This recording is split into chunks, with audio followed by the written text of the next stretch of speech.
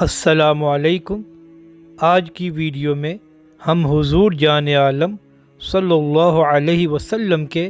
شہر مدینہ کی بات کریں گے کہ ورلڈ ہیلتھ آرگنائزیشن نے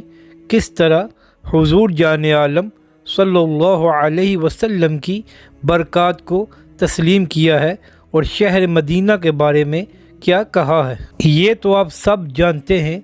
کہ حضور صلی اللہ علیہ وسلم کی ہجرت مدینہ سے پہلے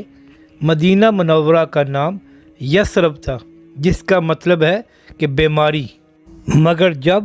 آقائے دو عالم صلی اللہ علیہ وسلم مدینہ منورہ ہجرت کر کے تشریف لائے تو وہ شہر جو یثرب یعنی بیماری والے شہر کے نام سے مشہور تھا، مدینہ منورہ ہو گیا، اور حضور صلی اللہ علیہ وسلم کی برکت سے بیماریاں جاتی رہی اور ہر چیز تر و تازہ اور منور ہو گئی۔ تو اس لیے مسلمان تو 1400 سال سے جانتے ہیں کہ مدینہ منورہ شفا اور برکت والا شہر ہے، اور مسلمان اس شہر میں اپنی روحانی اور جسمانی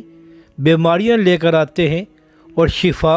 اور برکت لے کر جاتے ہیں۔ اور جو لوگ اس شہر محبت یعنی مدینہ شریف میں حاضر ہوئے ہیں، وہ خوش نصیب جانتے ہیں کہ مدینہ شریف کی ہوا اتنی تر و تازہ اور معطر ہوتی ہے کہ بیماروں کو شفا مل جاتی ہے اور وہ اپنے رنج و الم بھول جاتے ہیں۔ اور اب بات کرتے ہیں کہ WHO نے مدینہ منورہ کے بارے میں کیا کہا ہے۔ تو عرب نیوز کے مطابق WHO نے مدینہ منورہ کو دنیا کے صحت مند ترین شہروں میں شامل کیا ہے، اور یہ کام ایسے نہیں ہوتا کہ حکومتی لوگوں سے رائے لے کر اس کو شامل کر لیا جائے، بلکہ اس میں 20 سے زائدہ آرگنائزیشن، گروپس اور NGOs کام کرتی ہیں، جو دیکھتی ہیں کہ شہر کا ماحول کس طرح ہے،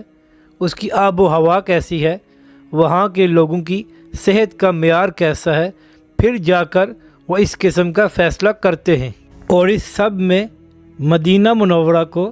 یہ اعزاز بھی حاصل ہوا ہے کہ اس سے پہلے جتنے شہر بھی صحت مند شہروں میں شامل ہیں، وہ سب چھوٹے شہر ہیں۔ یہ واحد شہر ہے جس کی آبادی 20 لاکھ سے زائد ہے اور اس لسٹ میں شامل ہوا ہے۔